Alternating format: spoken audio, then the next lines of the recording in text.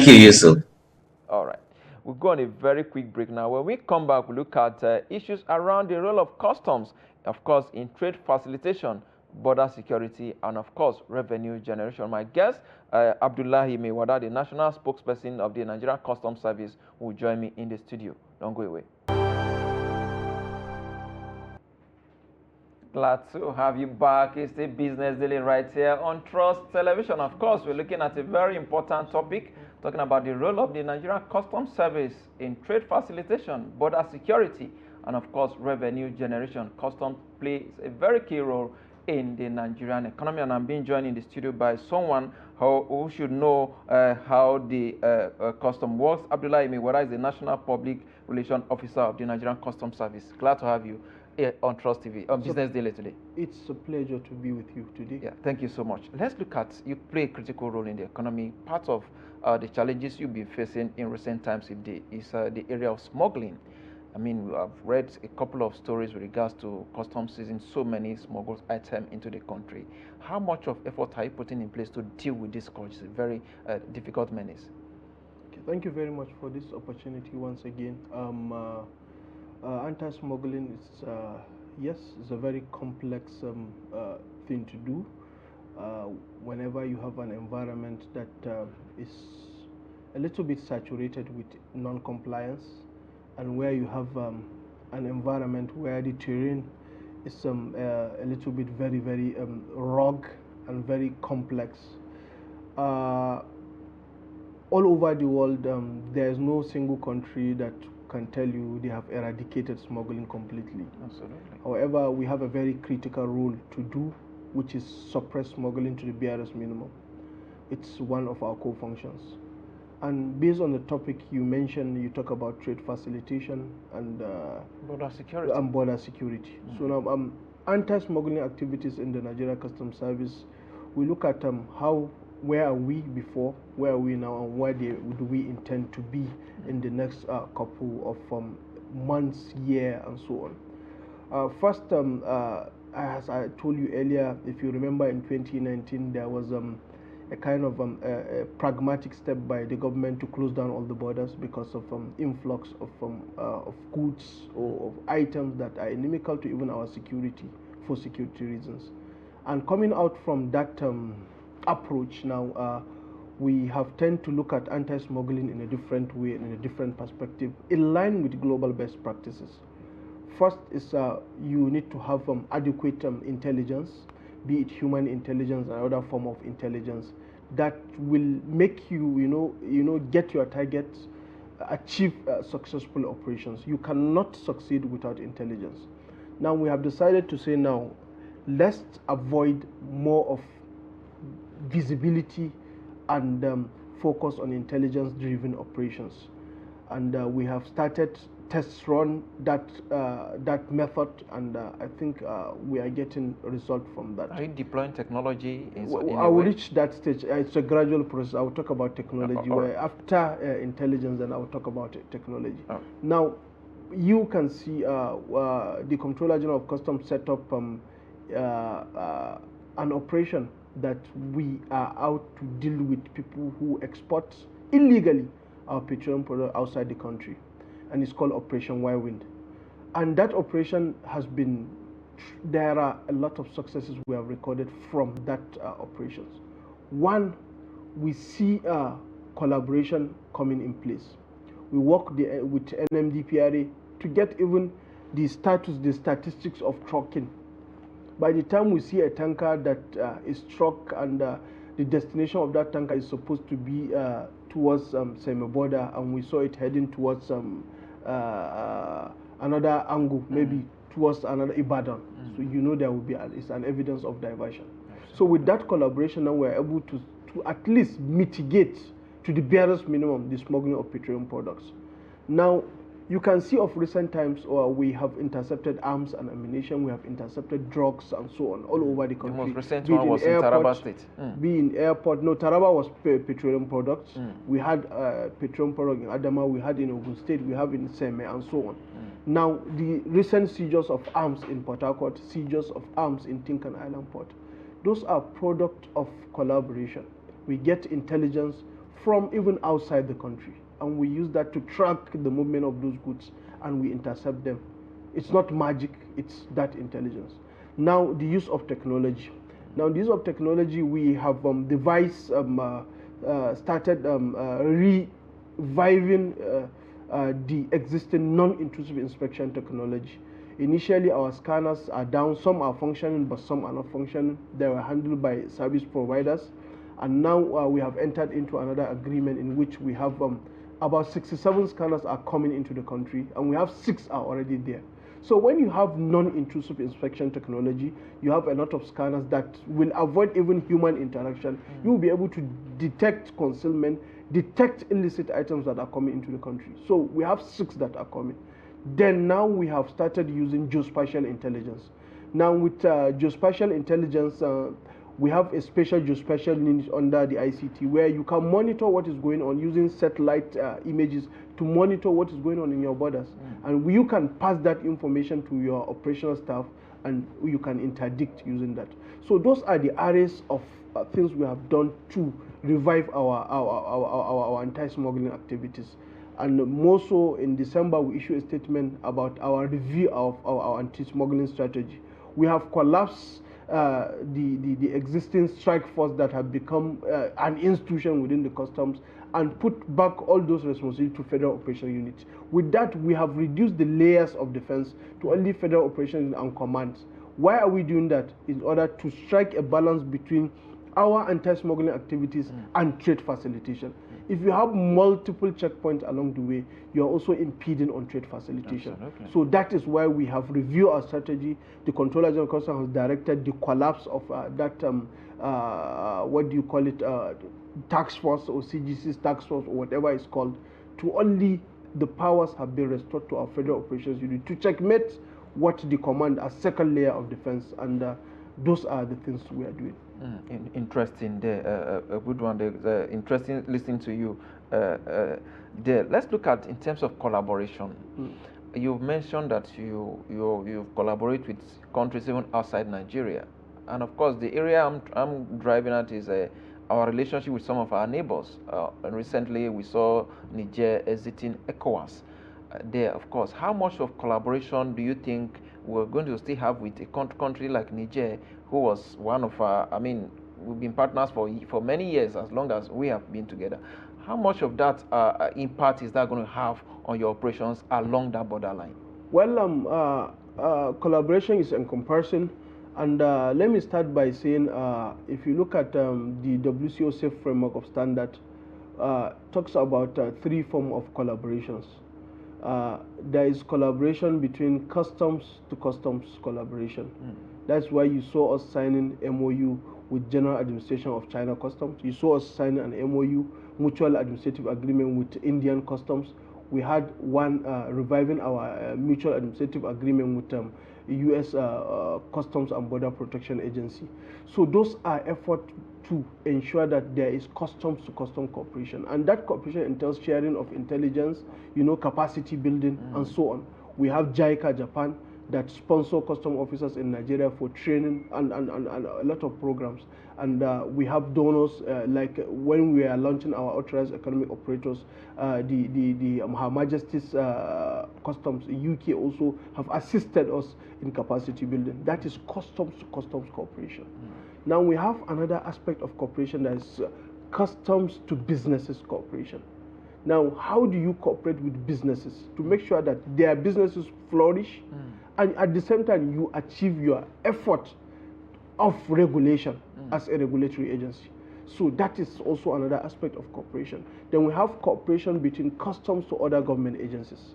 Now, if customs want to maybe install scanners in our seaports, they need to collaborate with NPA. They cannot do it alone. If customs want to make sure that they intercept illicit or fake pharmaceuticals, they need to collaborate with NAFDAC. If customs need to intercept drugs, narcotics, and so on, they need to collaborate with NDLA. So we cannot do it alone, and we cannot clap with one hand. So that is why you have to cooperate with other government agencies. Now back to relationship with we have recorded successes in terms of relationship. We have signed an agreement with the Customs Administration of Benin Republic and so on. So the issue, the diplomatic angle of our cooperation lies on issues that are more of diplomatic. And we as an agency of government, we have to align with the government of the day and do what we are supposed to do as an agency under a government that implement government policies. We don't define the movement or the pattern of diplomatic relations. We only sit behind the government and implement policies that are formulated by the government, and that is our role as an agency. But when there's a diplomatic concern between two governments, does it affect your operations? Well, I may not be able to say to some certain extent it will affect or not. What our role at the border areas is to first prevent smuggling. If now the government says this item should not come in, we will not allow it to come in. If government says these items are allowed to come in, we will definitely facilitate their movement. If government says collect revenue on social item, we are to collect revenue. So whatever the ecosystem be at our border areas that is dictated by the government, that is what we are to implement as an agency of government. Indeed. Talking about revenue now, let's move there and look at what you did in last year, 2024. About 6.1 trillion naira revenue was collected by custom last year. Of course, in 2025, there's an assurance that we're going to get better. How far so far? Well, we are moving. We have started the collection, and we're making moves to make sure that we improve in what we have done before. And some of the effort we need to make sure that there's improvement is the use of technology. What do we have better than 2024? For instance, we have developed, we have a very robust and ambitious trade modernization project that, it's really borders about having an end-to-end automation of customs processes and procedures. Part of what we have done, we have developed a new clearance systems. Now that system is Unified Custom Management Systems called Bodogu. And what does Bodogu stand? Is B stand for border and Odogu stand for strength, which means strength in the border. This is the first time we are developing an indigenous software, and it is developed here by Nigerians, by custom officers, along with the Trade Modernization Project Limited as the concessionaires. And we have done that indigenously, and we are deploying it indigenously, and we are even give it an indigenous name. So we are owning it, unlike what we have, the ASICUDA, we had the NICIS, Nigerian Integrated Customs Information System, and so on. Now, this software is a clearance software that's user-friendly. We have we had a pilot test of that software in PTML, Port and Terminal Multi-Services Limited Command in Lagos, and now we are moving to take the bull by the horn. That is, we are moving to Apapa and Tinkan. And when you get Apapa and Tinkan, you have more than 70% of your trade volume. So if we are able to get that successfully, then we have started to say we are Nigerians and we do things in Nigerian way. Not people coming in without the source codes, bring in softwares that at the end they will hold us to ransom with those softwares. So that is one of the efforts we are making to make sure that revenue is collected. And with Bodogu, we collected over 100 billion with it in PTML. And we have seen some of the glitches at the beginning. Whatever is new, whatever is called technology, you need to have a seamless process of introducing something new to your stakeholders. And we see stakeholders engagement as one of the important key indices for success. So we are working with our stakeholders, we are working with custom officers, and that software will be a game changer in our clearance process. That will be an aid to revenue collection. Then on the second issue on what we are doing to make sure that we do what we have done better is, I've mentioned earlier, the use of scanners. We have one gantry scanner that will be placed in Apapa. We are doing the civil work before the installation. We have a mobile scanner in Tinkan Island Port. We have cargo scanners that came in, 4 of them, 4 cargo scanners. One will be at Murtala Mohammed International Airport. One will be at the cargo wing of Namdi Azikiwe International Airport, Malam Aminu Kano International Airport, Kano, and as well as Port Harcourt. So we have 4 baggage scanners that are also coming. With that, you'll be able to minimize, human contact and improve in your service delivery. So we're working hard, capacity building of our officers, welfare of our officers, training and retraining of officers. Those are things we are doing in 2025. Good one. What about collaboration with other revenue collection agencies at the border? Talking about the like of FIRS, SON, Standard Organization of Nigeria, NDLA, and of course NAFDAC as well. What, in terms of internal collaboration, how much of it can you tell us? Well, I think I have stated earlier, you cannot clap with one hand. We believe in collaboration. One of the policy thrusts of the Comptroller General of Customs is collaboration, innovation, consolidation, and collaboration. So he sees collaboration as a very, very important tool for success. Let me give an instance. You mentioned NAFDAC.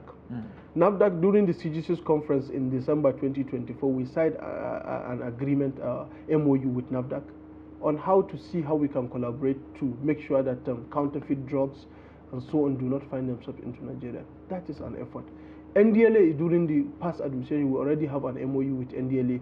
That's why when we seize goods that are drugs, immediately we hand over to NDLA. At different command, we have seized in Idiroko, we have seen in Seme, we have seized in Tinkan Island Port of recent, we have seized drugs in Western Marine Command, and so on. And immediately we seize, we hand over to NDLA. That is part of collaboration. Now, for the issue of FIRS, we collect VAT on behalf of the FIRS.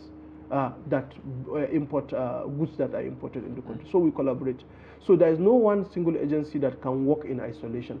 For instance, now the Bodogu I explained to you, we visited the CBN governor with the CGC some weeks back. And what is the essence of the visit? You cannot have a new clearance system because this clearance starts with Form M. And who is the owner of Form M? It's CBN. You understand?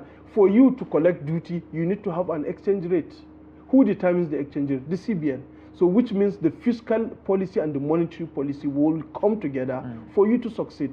So we cannot work in isolation. We have to collaborate, and that is why it's the driving force in whatever we are doing. Talking about the exchange rate now, I was coming there before you rightly mentioned it. The instability in FX is also a major concern for importers and exporters along that line. We keep changing the exchange rate for import and export duties every now and then. How much of that do you think problem do you think we're having with regards to our import and export market? Well, part of the recent visit which we sent, we want also an automation of the communication of this. Changes in the exchange rate for the purpose of import to the CBN governor, and he accepted, and he was ready to collaborate with us.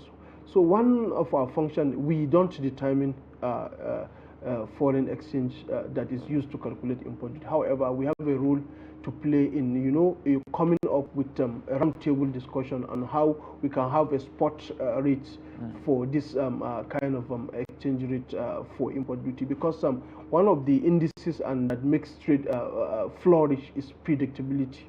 And if you don't have predictability in trade, definitely it will affect an importer or exporter, because I want to know if I invest so amount, this is the cost that will take me to import this and bring it even to the market and profit.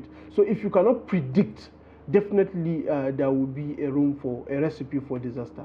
So we are working with agencies responsible for that, working together in harmony, submitting our advice to them, and I'm sure you can see some relative stability more than what happened in 2023 and beginning of 2024.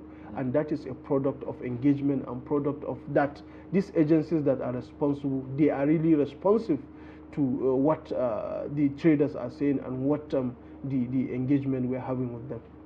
Stability there is in relative terms. A lot of people are saying, how long will this last? Well, I said there's relative stability, and I'm an optimist. I'm sure it will last for a good time. I'm sure. All right, because I'm an optimist. I wouldn't say because it's okay now, then I'm expecting not to be okay in the next week. So I am an optimist. Now that it's stable, I hope and pray that it will be sustained. All right. Sustainability is the key word there. I must thank you for your time. Abdullahi Miwada, National Public Relations Officer, of course, the spokesperson of the Nigerian Customs Service. I must thank you for your time on Business Daily. It's a pleasure. We appreciate your contributions. Thank you very much for your time. Thank you so much. With that is a wrap on the show today. We'll be back again tomorrow. I am Yusuf Akogu.